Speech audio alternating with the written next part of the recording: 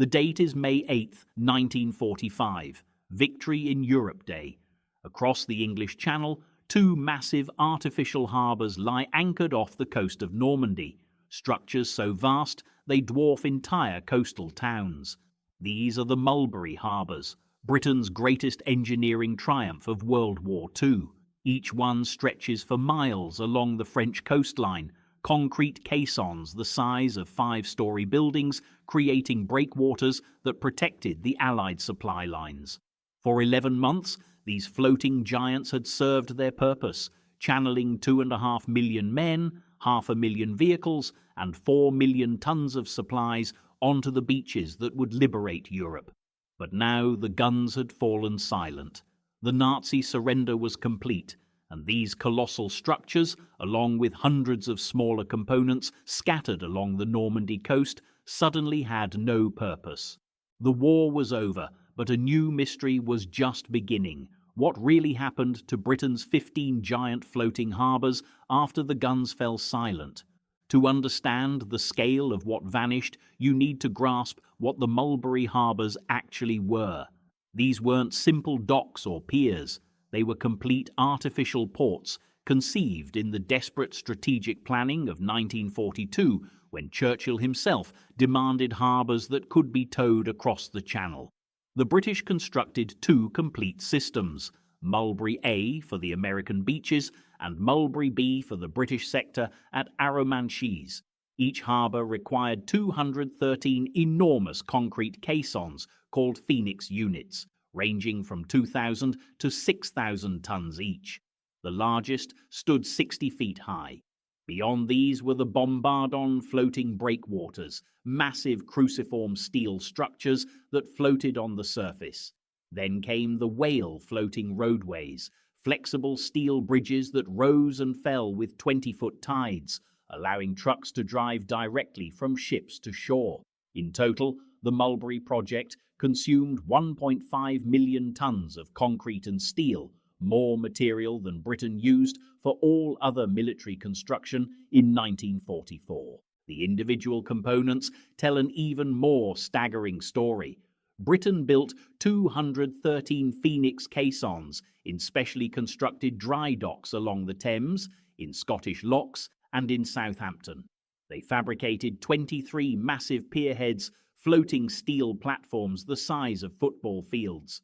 The whale roadways stretched for 10 miles when assembled. 73 sunken ships called gooseberries formed the outer barriers, and supporting all of this were 93 enormous steel floats called bombardons, each 200 feet long and weighing 1,500 tons. Every piece had been designed for a single desperate purpose: to land an army on a fortified coast that had no ports. By May 1945, that purpose had been fulfilled. Now, the question facing British military planners was brutally simple. What do you do with the largest temporary structures ever built? The immediate aftermath began not with celebration, but with abandonment. Within days of the German surrender, American forces simply walked away from Mulberry A. The harbour at Omaha Beach had actually been destroyed by a catastrophic storm on June 19, 1944, just 13 days after D-Day. That tempest, the worst June weather in 40 years, had turned the American harbour into twisted wreckage. Caissons broke loose from their moorings and smashed into each other. Whale roadways buckled and sank. Steel bombardons crumpled like paper in the 20-foot waves. The Americans had salvaged what they could in the summer of 1944, cannibalizing parts for the British harbour at Arromanches, but most of Mulberry A remained as shattered hulks half buried in the sand off Omaha Beach. By May 1945, these ruins were already disappearing beneath the shifting sediment, entombing thousands of tons of British engineering in the seabed. The British harbour at Arromanches told a different story. Mulberry B had survived the Great Storm and continued operating until November 1944, when the Allies finally captured the deep water ports of Antwerp and Cherbourg. For 6 months after D-Day, this artificial harbour had been the logistical heart of the invasion handling 9,000 tons of supplies daily. Now it sat idle in the spring of 1945, a ghost port that stretched across 3 miles of French coastline. British engineers surveyed the structure in May and June. Their reports noted significant deterioration. 11 months of salt water, storms, and constant use had corroded the steel components. The concrete caissons showed stress fractures. The whale bridges had buckled in places. Marine growth covered every submerged surface, but the harbour was still largely intact, a monument to British engineering sitting in French territorial waters. The first phase of destruction began almost immediately, driven by the most mundane of motivations, money. Britain emerged from World War II effectively bankrupt, having spent over £7 billion on the war effort. The Treasury was desperate for any asset that could be liquidated.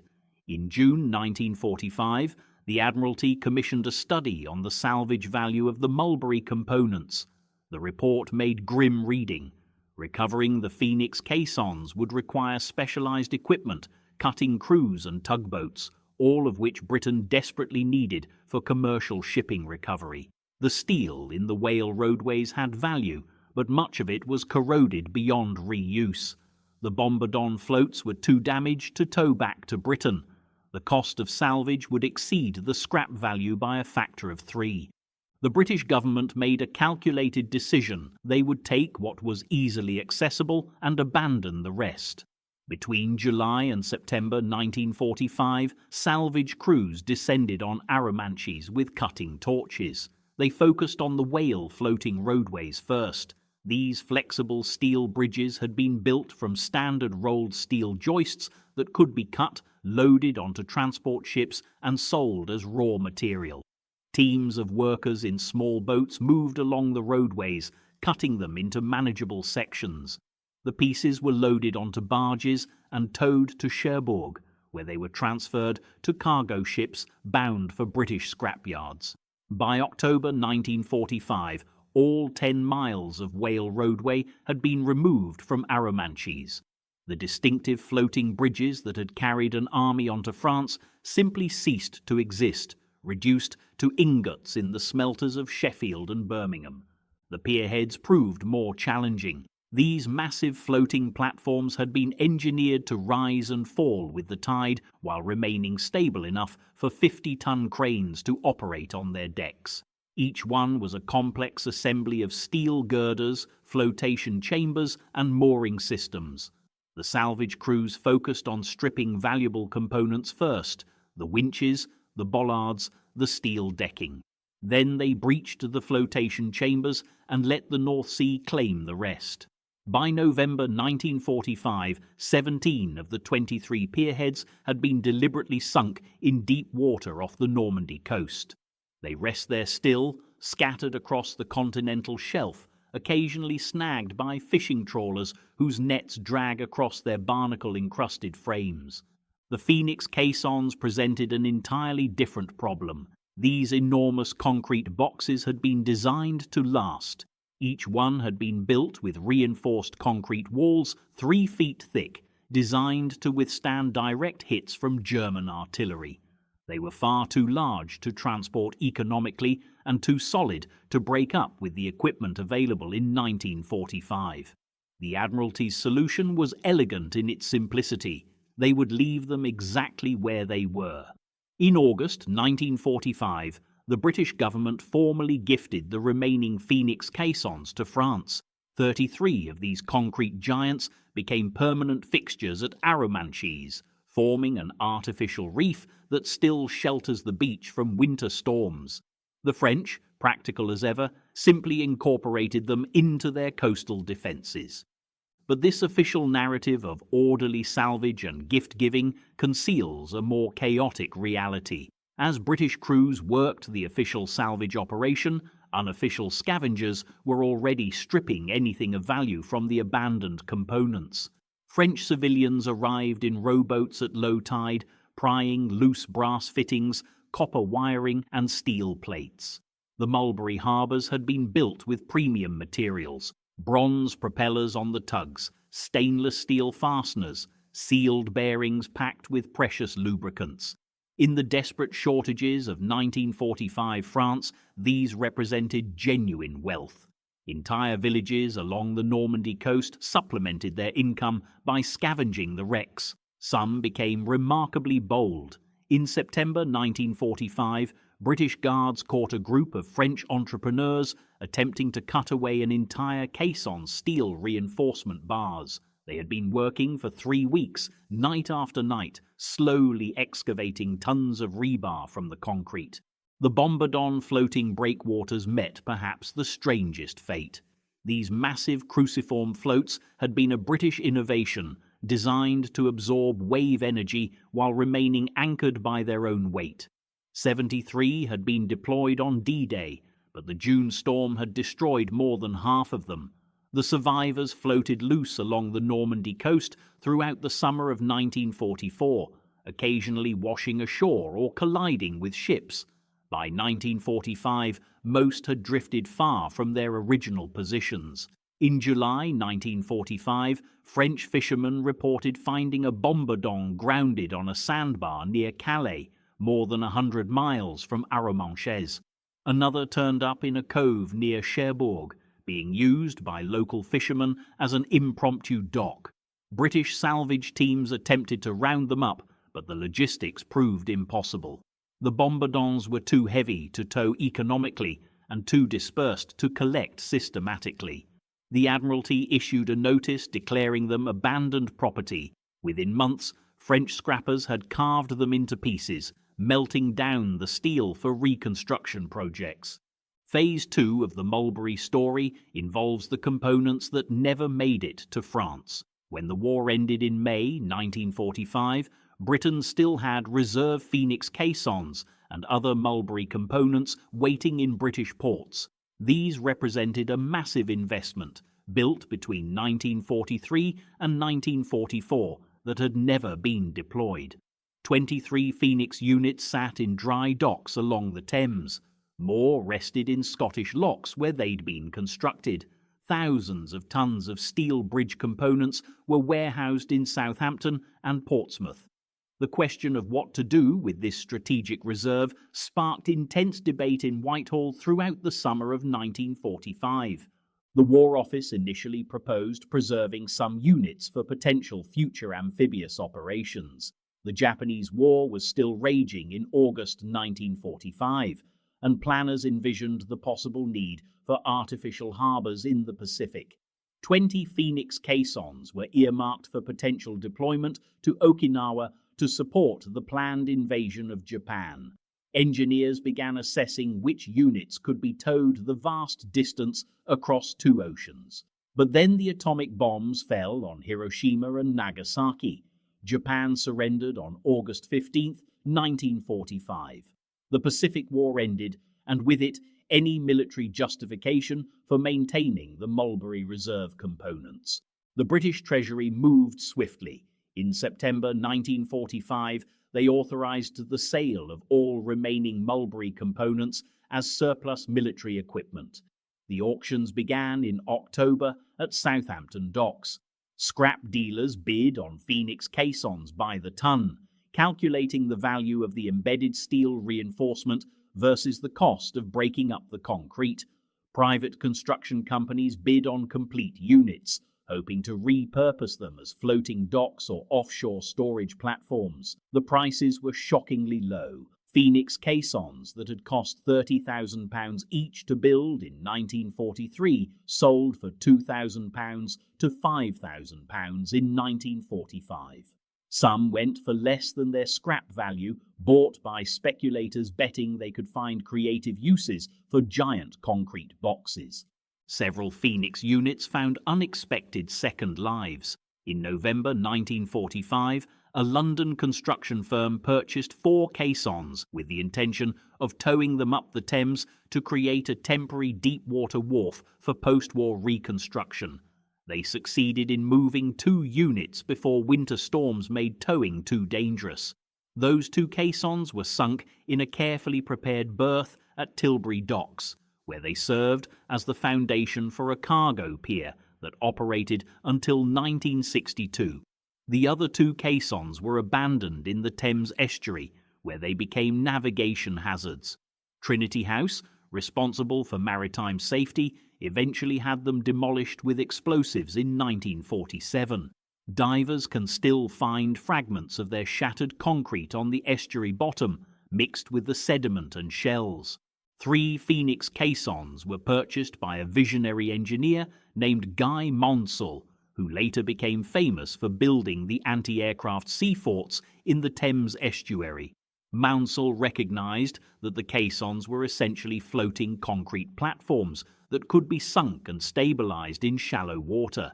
In 1946, he towed 3 units to the mouth of the Thames and deliberately sank them in a triangular formation, creating a stable foundation for what he envisioned as an offshore military installation. The project was never completed. Funding dried up as Britain demobilized, but the 3 Phoenix caissons remained in place, their tops visible at low tide. They stood for 37 years, slowly disintegrating in the salt water before the Port of London Authority demolished them in 1983 as a hazard to modern container ships. The most remarkable repurposing involved 6 Phoenix caissons sold to a Norwegian shipping company in January 1946. The Norwegians had identified a problem. Their coastal ports had been systematically demolished by retreating German forces in 1944 and 1945. Rebuilding stone and concrete wharves would take years that Norway couldn't afford. But what if they could simply tow ready-made concrete platforms to the damaged harbours? The company purchased 6 of the smaller Phoenix units, each about 2,000 tons, and hired British tugboats to tow them through the North Sea to Norwegian waters. It was an audacious voyage. The caissons were never designed for long-distance towing in open ocean. They sat low in the water, their decks barely 3 feet above the waves. Winter storms in the North Sea regularly produce 30-foot waves. The convoy departed Southampton in February 1946, 5 tugboats straining against their tow cables as they hauled the concrete behemoths northward. The journey took 3 weeks. 2 caissons survived the voyage intact and were successfully positioned at Bergen and Stavanger, where they served as temporary cargo wharves until permanent docks could be rebuilt in the early 1950s. 1 caisson broke its tow cable in a storm off the Scottish coast and drifted for 4 days before running aground on the Orkney Islands. The island community, always practical, simply kept it. They sank it in a carefully chosen spot at the entrance to Scapa Flow, where it became part of the harbour's breakwater system. It remains there today, one of dozens of wrecks and structures that protect the historic anchorage. 3 other caissons didn't survive the journey. 1 sank in deep water when its flotation chambers flooded. 2 were abandoned when tow cables snapped, and they drifted into shipping lanes where the British Admiralty ordered them destroyed as navigation hazards. Back in Normandy, the 33 Phoenix caissons gifted to France began their transformation from military infrastructure to tourist curiosity. Through the late 1940s and 1950s, the massive concrete boxes slowly deteriorated. The French government lacked resources to maintain them. They were simply tolerated as permanent fixtures of the Arromanches coastline. Local fishermen learned to navigate around them. Children played on the ones accessible at low tide. The concrete surfaces cracked and spalled as salt water penetrated the reinforcement bars, causing them to rust and expand. By 1954, several caissons had partially collapsed, their walls crumbling into rubble that scattered across the seabed. But something unexpected happened in the late 1950s. Tourists started arriving. The 10th anniversary of D-Day in 1954 brought the first small groups of British and American veterans back to Normandy. They walked the beaches, visited the new American cemetery, and inevitably were drawn to the massive concrete remnants at Arromanches. The Phoenix caissons, still clearly visible stretching across the bay, became tangible proof of the invasion's scale. French officials, recognizing an economic opportunity, began promoting Arromanches as a D-Day heritage site. In 1962, they opened the Musée du Débarquement, a museum built overlooking the beach with the phoenix caissons visible through its windows. The remains of Mulberry B became the museum's largest exhibit, a permanent outdoor installation that required no maintenance and would outlast any indoor display. The strangest survivors emerged decades later in the most unexpected places. In 1973, a British aerial survey helicopter flying over the Isle of Wight identified what appeared to be a large concrete structure partially buried in a remote cove. Investigation revealed it was a phoenix caisson, one of the reserve units that had apparently broken loose during towing in 1946 and drifted to the island, where it grounded unnoticed. The local council debated its removal, but ultimately decided the cost was prohibitive. The caisson remains there today, slowly being buried by accumulating sand and gravel, occasionally exposed during severe winter storms. An even more remarkable discovery occurred in 1981, when North Sea oil exploration revealed several large concrete structures on the seabed off the Belgian coast, in waters too deep for normal shipwrecks. Sonar imaging identified them as phoenix caissons, 5 units lying in nearly 200 feet of water. Research into Admiralty records revealed they had been part of a 1945 experimental disposal program. Rather than scrapping these particular units, the Navy had towed them out to deep water and sunk them deliberately, essentially using the continental shelf as a dumping ground. The Belgian government protested the presence of undocumented wartime debris in their territorial waters, but the British position was straightforward. The caissons were inert concrete, posed no pollution risk, and would cost millions to remove. They remain on the seabed, gradually being colonized by marine life, transforming from military infrastructure into artificial reefs. The smaller components of the Mulberry system vanished more completely. The specialized tugs that towed the caissons across the channel in 1944 were sold off within months of the war's end. Most went to commercial salvage companies who removed the military equipment and put them to work in civilian harbors. Several were sold to Greek shipping magnates rebuilding their war-shattered merchant fleets. At least one record suggests ended up in South America, though its ultimate fate is unknown. The pontoon bridging equipment was parceled out to British Army engineering units, where it was eventually worn out in training exercises and scrapped in the 1950s. The specialized mooring equipment, winches and cables were distributed across the British merchant marine fleet, disappearing into decades of anonymous service on cargo ships and passenger liners. Perhaps the most poignant fate befell the documentation. The Mulberry harbours had been designed by some of Britain's most brilliant engineers, men who had solved unprecedented problems in naval architecture, concrete technology, and maritime construction. The blueprints, calculations, and engineering reports filled entire filing cabinets at the Admiralty. In the post-war chaos and the Admiralty's 1946 reorganisation, much of this documentation was treated as obsolete military paperwork. Filing clerks sorted it for destruction. Some was pulped, some was sold as waste paper.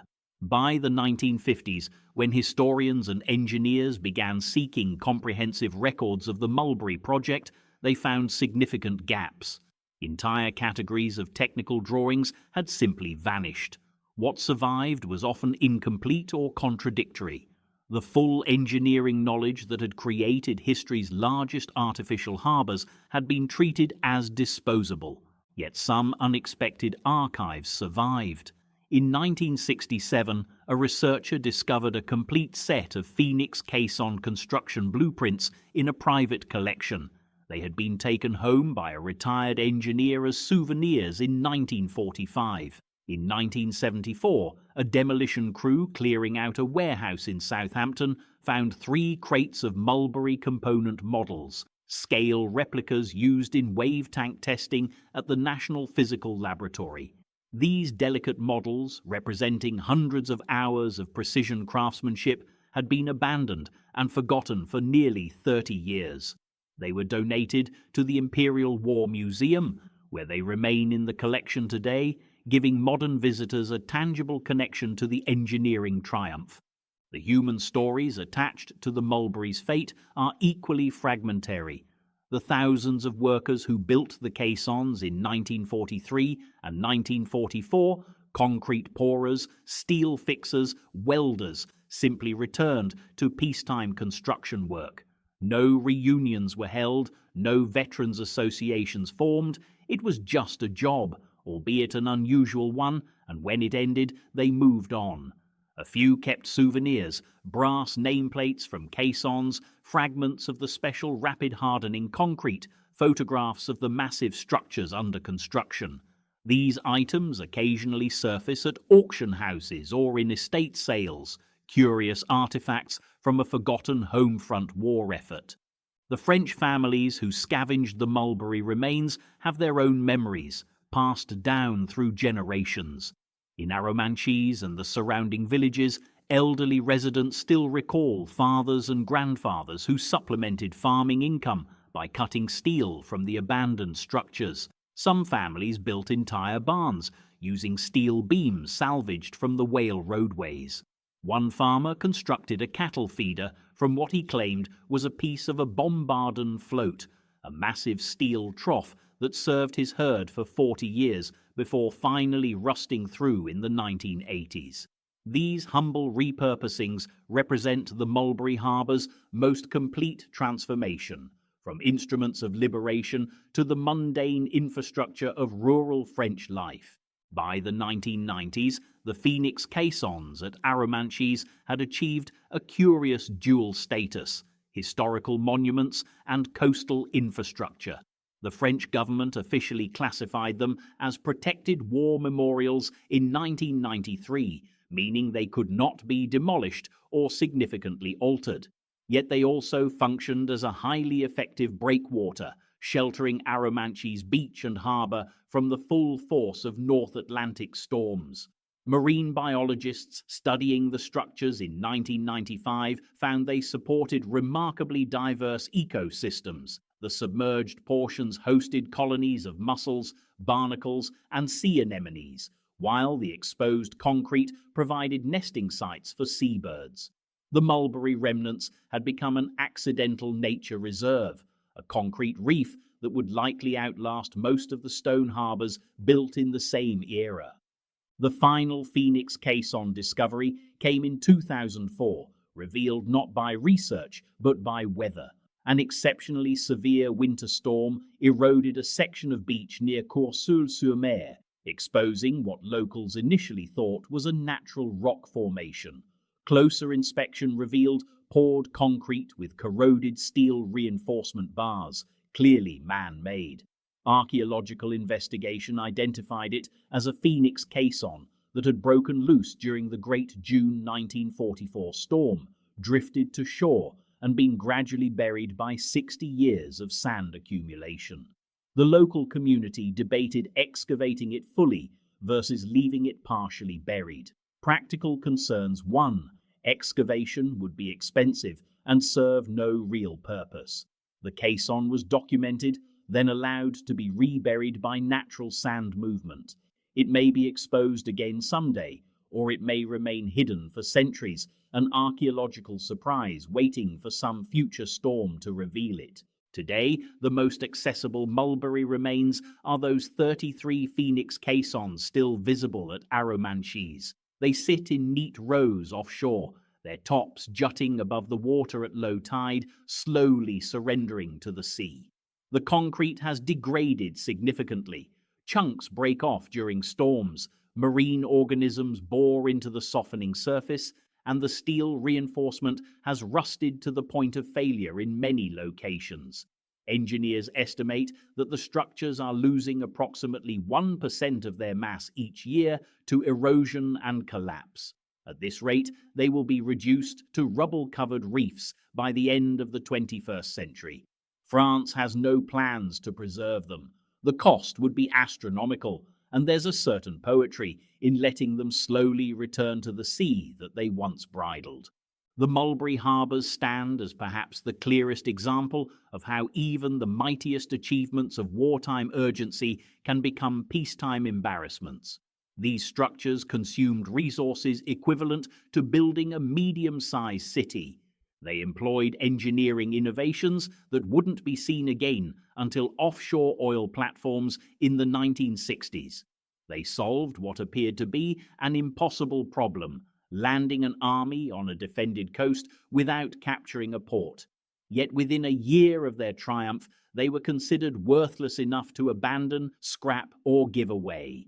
The same British government that had invested millions of pounds in their construction couldn't spare thousands to preserve them. The same engineers who had laboured for years to perfect them moved on to peacetime projects without looking back. What survives tells us something profound about how societies value and discard their achievements. The Mulberry harbours were instruments of necessity, brilliant solutions to an urgent problem. Once that urgency passed, they lost all value except as raw materials or curiosities. We preserved the ships that crossed the Channel on D-Day. HMS Belfast sits permanently moored in London as a museum. We preserved the aircraft. Dozens of restored Spitfires still fly at air shows. But the infrastructure that made the invasion possible, the unglamorous engineering that actually delivered an army to France, was allowed to rust and crumble and sink beneath the waves. There's a lesson there about what we choose to remember and what we choose to forget. The great concrete boxes slowly dissolving at Arromanches are monuments not just to British engineering, but to the ephemeral nature of even the most massive human constructions. They were built to last 6 months and have lasted 80 years. They will likely last 80 more before finally succumbing completely to the sea. Future generations may dive among their ruins, puzzling over their purpose, marvelling at the scale of the undertaking they represent. Or perhaps the sea will claim them so thoroughly that only archival photographs and fragmentary records will prove they ever existed at all. The floating harbours that helped win World War II are becoming geological features, their purpose forgotten, their engineering brilliance slowly erased by tide and time. What was once Britain's answer to an impossible problem is becoming just another layer in the sediment of history, waiting to be rediscovered or lost forever.